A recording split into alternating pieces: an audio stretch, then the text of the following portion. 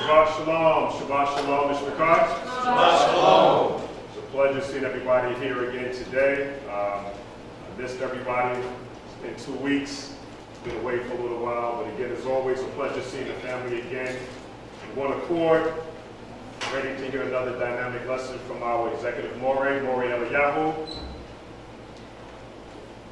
And we have some events coming up, and we'll do those a little bit later on. But I can never say enough that it's a pleasure seeing everybody here again today.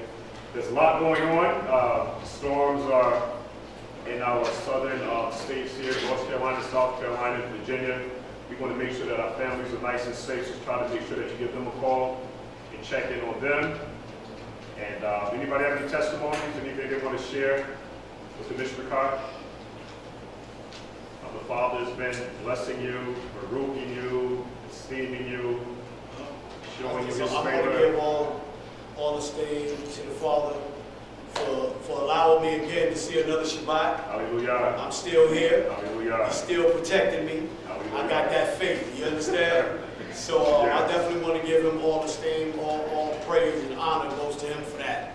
Hallelujah. Yeah. Hallelujah.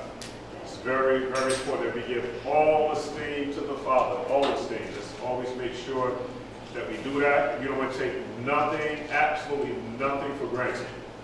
Getting up in the morning, going from point A to point B, seeing our loved ones at the end of the day. Let's always try to be mindful to be thankful. Always let's try to do that. Nothing is guaranteed. We're living in some very troublous times. These Jewish people have made this claim about 2 weeks ago. I sent Moreh the website, the information where they said that they now have the red heifer. And now that they have the red heifer, they want to go ahead and start to building out the third temple. And the significance behind the red heifer is that once they do this sacrificing of this red heifer, as it is told in the scripture, they then take the ashes and then they purify the priest, the people, and the altar, and then they can actually start the process. So everything is still going according to plan, according to scripture.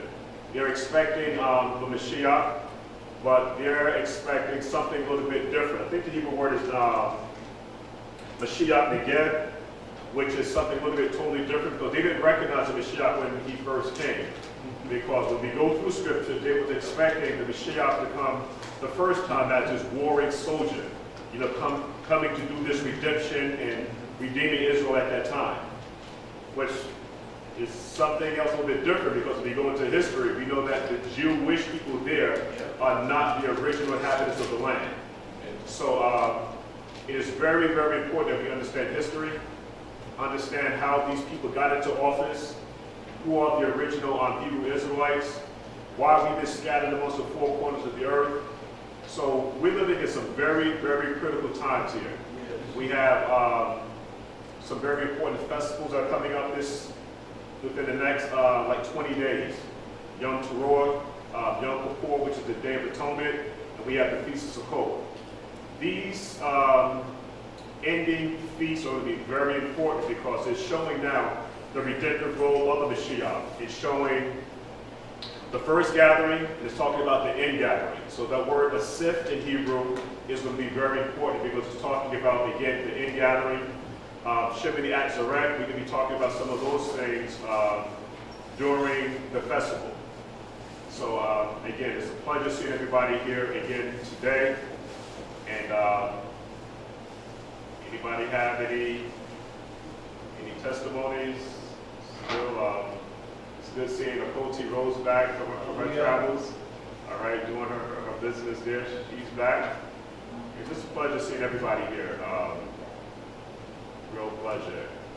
Well, I guess everybody's going to save their testimonies until after our dynamic speaking comes out today. As Moreh is going to liven it up for us. He's going to do what he do. So, Mr. McCall, without further ado, then what we're going to do is bring up our executive Moreh Yahuah. And as always, he's going to give us another dynamic lesson, giving us further edification on Torah.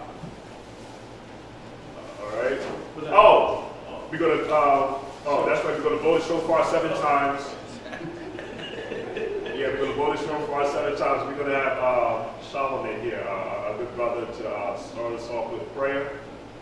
And we're going to go ahead and do what we do. We're going to give some Torah, some instructions.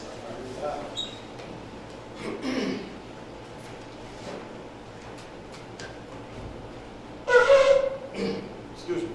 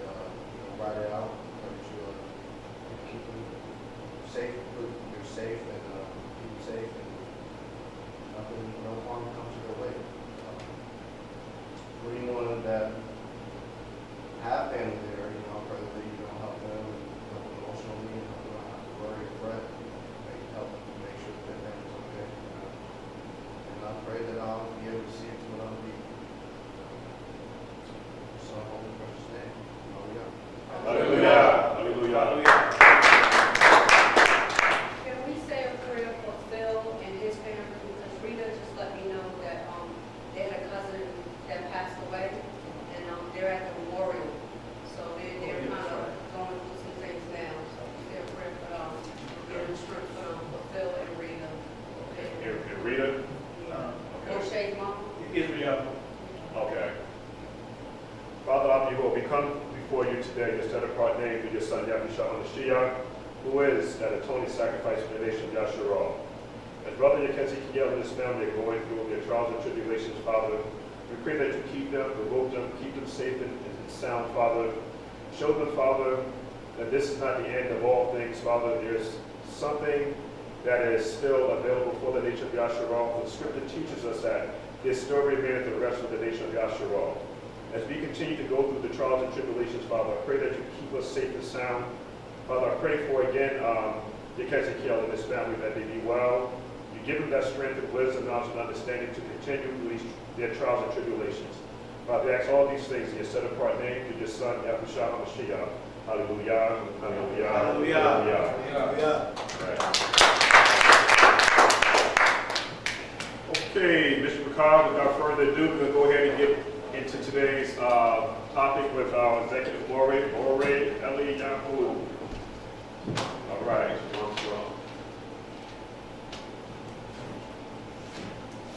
Shabbat shalom, everybody. Shabbat shalom. Shabbat shalom, everybody. Shabbat shalom. We thank the Most High Yahuah for allowing us to come together today, break bread, and to come and just fellowship amongst each other and one another set apart Shabbat. We thank him for what all he has done for us by granting us life, health, and strength. We thank him for his kindness and the mercy that he has bestowed upon each and every last one of us, allowing us to be able to come back out and to grace each other with each other's presence. So we thank the Most High for just, everything that he does for us, keeping our bodies here, keeping us clothed in our right minds, and we don't take these things for granted. We thank the Most High for our coach, Rose, being with us today. We know she's been out of town, I think out of the country, maybe, right? And we thank the Most High how he has granted her traveling mercies and brought her, took her where she went and brought her back safely. Hallelujah. Hallelujah. And today's lesson, before we get to today's lesson, I'm going to touch on something for a few minutes. I was asked a question concerning something that I said in last week's lesson when we were talking about Nineveh. And I said that the people in Nineveh were Israelites. Not all of them, but a vast majority of the people in Nineveh were Israelites. Right. And someone asked how we could prove that. And I began to ask them, I said, well, let me ask you something. I said, how much do you know about Nineveh? He said, I know it's where Jonah went to, to prophesy to the people. I said, think about this. Jonah went and prophesied in Nineveh, and the people repented, right? I said, what would they be repenting of? What does the word repent mean? Mean what? It means to turn away. I said, so now, let me ask you one more question. Does anybody know where Nineveh was? Does anybody know where Nineveh was? Well, I know the book of Torah, the first chapter, so that explains that he was part of that. He was in Nineveh. He was in Nineveh, exactly. So this was part where Northern Kingdom actually went through. So it's outlined in the book of Torah. It was in the book of Torah. The key is understanding where Nineveh was. Nineveh became the capital city of Assyria. Absolutely. Does that ring a bell? Nineveh became the capital city of Assyria. What's the importance of that?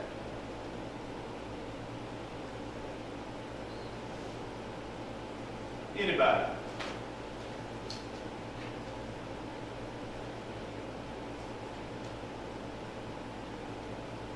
Does anybody know? What's the question again? I said, what is the importance of understanding how that pertains or relates to the people in Nineveh being Israelites? When I said Nineveh became the capital city of Assyria. Because what happened with the Assyrians in Israel? We really gonna play this game today. What did the Assyrians do to the? They took them into captivity. The Assyrians took who? Northern Kingdom, and at one time, what we don't talk about a lot is you had remnants of Southern Kingdom also in Nineveh. So, if you go back and look at the history and understand what's taking place in Nineveh, and understanding that Nineveh became the capital city of Assyria, and the Assyrians took Northern Kingdom, or conquered Northern Kingdom, took them into captivity, you will understand what's going on in Nineveh. Why did Jonah, or the prophet, go prophesy, speak to the king, and everything in Nineveh?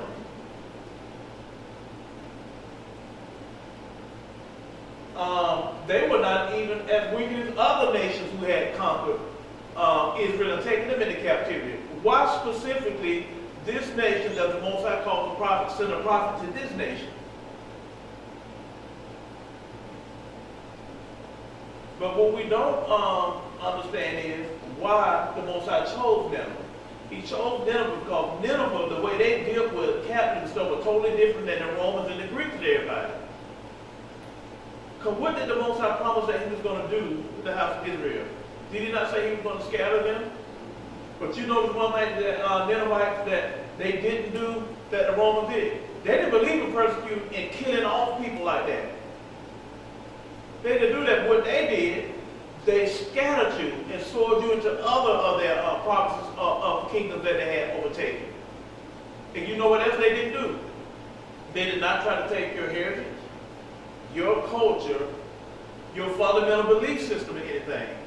Because you know why? They wanted you, when they brought you into Nineveh, under their rulership, they felt like it would make their kingdom stronger if they allowed you to come in, keep your culture, keep your custom, and preserve that stuff. Versus them trying to strip you like everybody else who strip you of your culture.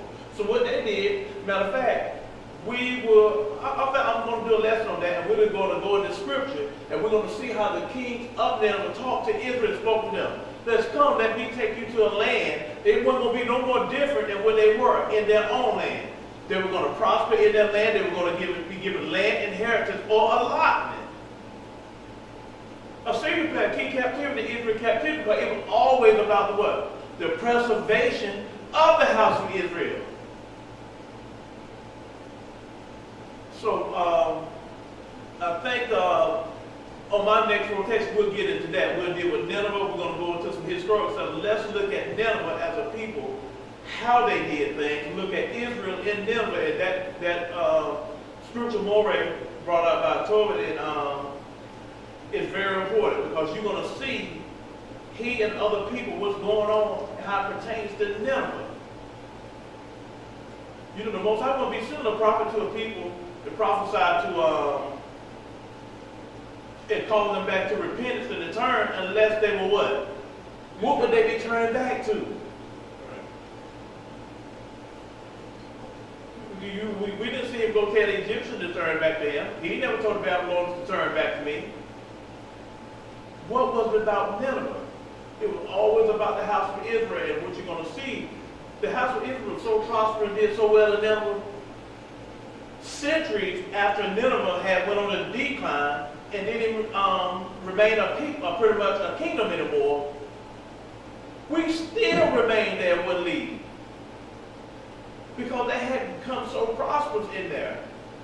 But what you find out is another thing that's key. What you find out is centuries of years later, when they did decide to leave Nineveh, you're going to see a migration pattern to one important place out of all the places they migrated to. It is going to be the Caucasus. And we're going to find out there from the Caucasus, they went into the Caucasus and they came in contact with people called the Khazars.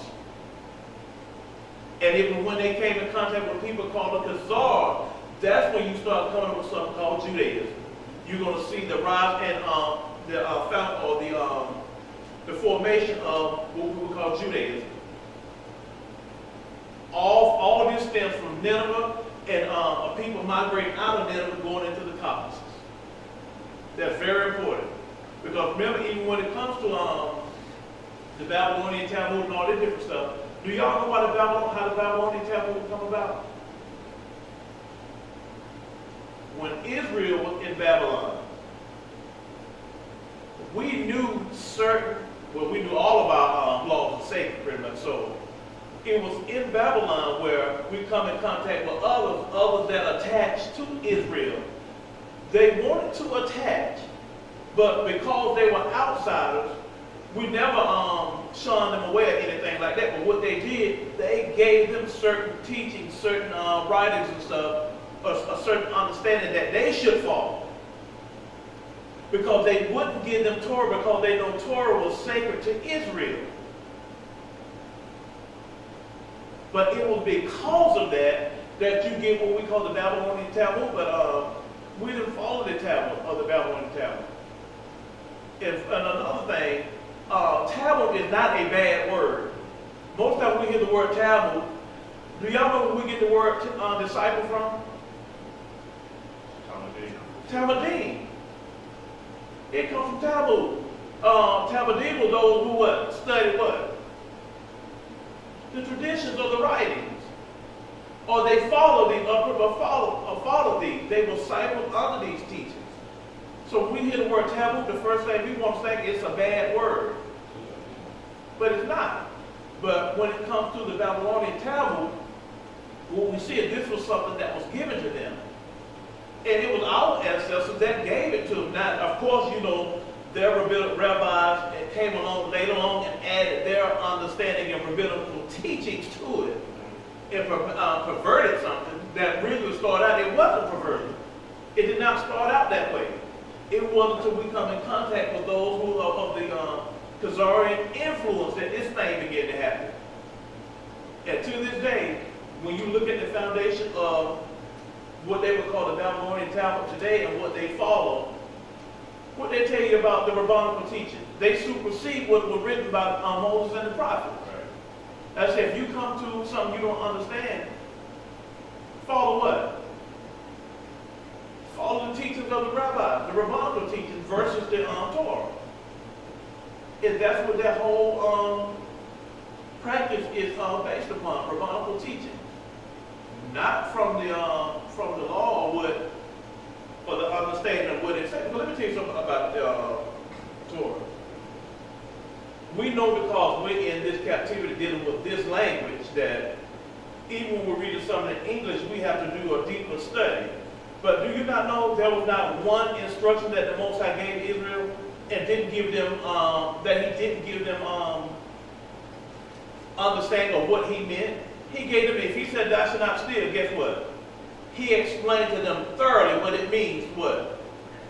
Not steal. If he said thou shalt not kill, he explained to them very thoroughly what he meant when he said thou shalt not kill. But because we're reading English, every time we see the word kill in a verse, what we do? We try to denote it to what? That one meaning. But if we go back to the language, there's like 4 different definitions for the word kill. And the judgments and statutes are totally different for each one. That's like Zarzakan last week when that guy who was reading in English, prime example. But then you point out to him, like, wait a minute, well, you see the same word written in English, but what did you do? Did you show him bro, that's not the same word, though. In English, it's the same word, but it gave you 2 different Hebrew words. So, with that being said, we're going to, I just want to address that because I know somebody might be listening. That probably listened last week, but we will do that and show how Nineveh relates to Israel and why we say that the people in Nineveh were Israelites. And you're going to also see something else when Israel went into Nineveh. It was something that we introduced, and they really in there then. Y'all know Ishtar, Asherah? Asherah was real big in Nineveh. One of the main deities worshipped in Nineveh. And what deity did, or the Baalim deity, Asherah is a Baalim deity. What deity did Israel have a problem with the most? Even to this day. Even when you deal with it, even to this very day. What holiday do our people call them over? Christmas, Easter, all of the same deity. It goes back to Asarti, Ashtoreth, Ishtar, however you want to pronounce it. The very same deity. And this is something that Israel cannot let go of. And when you go back to do the study of Nineveh, you're going to see that play a big part in Nineveh. All right, let's get to today's lesson. Today's lesson is titled, A Look at the Wilderness. A Look at the Wilderness. Midbar. Okay. Let's open up with Yahuah 25 and 13. About Yahuah. Okay? Yeah. Okay. Matthew. Oh, Matthew. I thought you called somebody else. Yahuah of Matthew 25 and 13.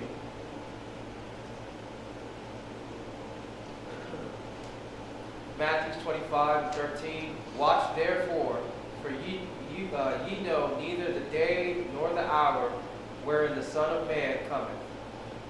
Watch therefore, for ye know what? Neither the day nor the hour wherein the Son of Man cometh. So who is this Son of Man we're speaking of?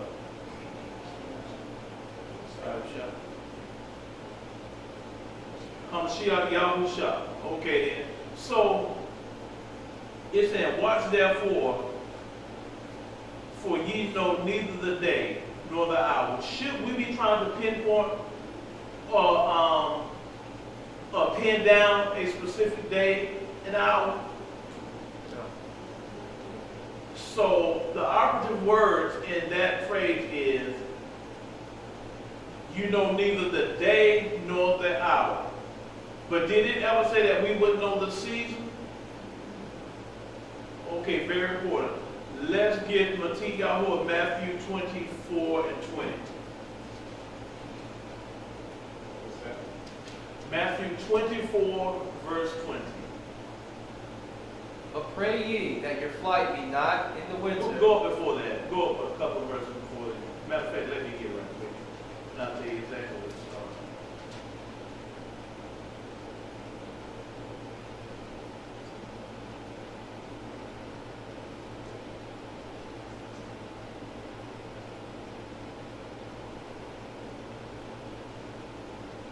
Let's, you know what?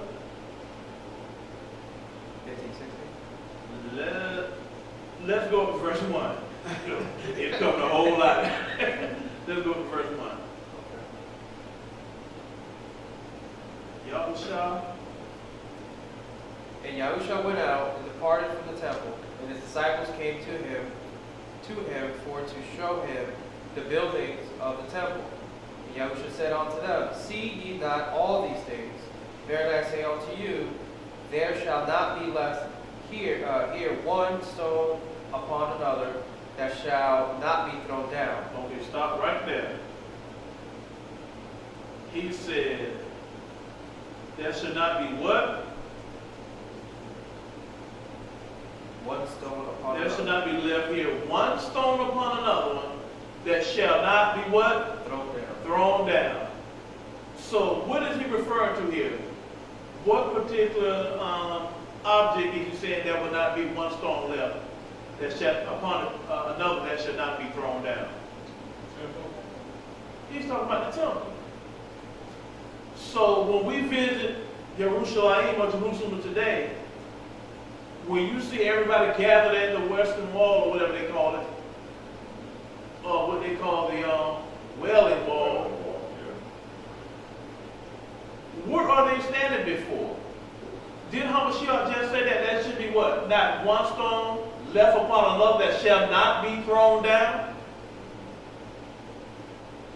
So either he's lying or they're lying. And I know for without a shadow of doubt, Mashiyach is not lying. So somebody's lying. So if you can go to the land today and you can find where there's a wall left from the temple that still remains and stands, a red flag or a light or something should come on and say, well, what is this? Because he said this is not supposed to be. So what's going on? So we're going to keep that in mind. Go ahead.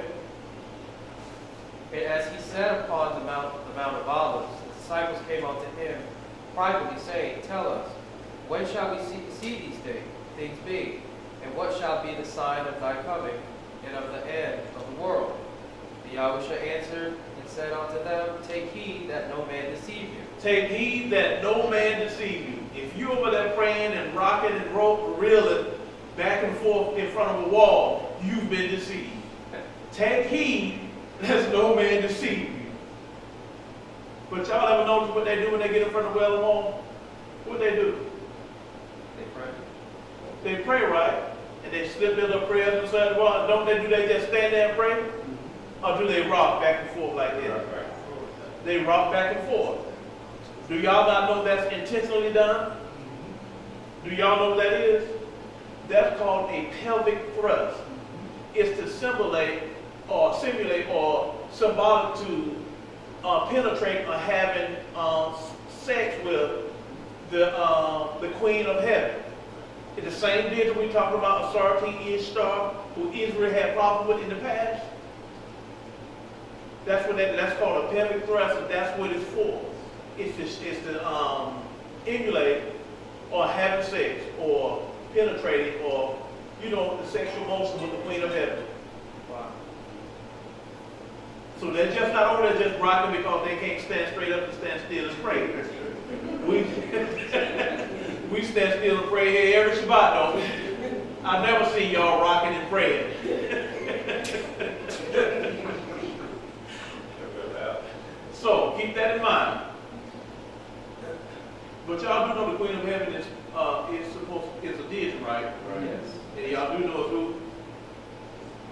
Ishtar, Asarti, Asherah, Asarti, Ramses. The same day, y'all know when y'all watch the Masons Thanksgiving Day parade? You know, so when y'all watch, what's the main attraction of Florida? Y'all know that lady come out, she's not Miss America. She's coming out and she's waving at everybody like this. She's supposed to be Asherah or Asarti or Ramses. Her name changed depending on the civilization or culture at that time. But it's the same deity. Miss America. Same deity. With the beams coming from her crown. Yep, same deity. So, go to that next, keep reading on. Yahusha answered them and said unto them, take heed that no man deceive you. For many shall come in my name, saying, I am Mashiyach, and shall deceive men. And ye shall hear of wars and rumors of wars. See that ye be not troubled, for all these things must come to pass. But the end is not yet. Okay, then all these things must come to pass, but what? The end is not yet. For nation shall rise against nation, and kingdom against kingdom. And there shall be famines, and pestilence, and earthquakes in divers places. Right there. Have we not seen earthquake? Well, of course, we've always been seeing famine and pestilence. But have we not seen earthquake in divers places? Yes. Do y'all not know that there have been earthquakes in places that there weren't even fault lines going through? But why? You're going to see earthquakes and stuff in places. These are signs for us to be able to identify what's going on. That's why it's not enough for us to come out here Shabbat after Shabbat after Shabbat, do all this reading, all this studying, and still be blind. That gets us nowhere. That's what's very important to see what's going on surrounding Israel. That's why I was telling y'all that a couple weeks ago. Always know when he said that which shall be has already happened. There's not another captivity that Israel was in that he compared to that on the Mizraim. But this one, what happened in that one? Did not Pharaoh begin to harden his heart towards people? What do y'all think is happening now? And we were saying the other week that when it said Pharaoh's heart was hardened, that was a hatred against Israel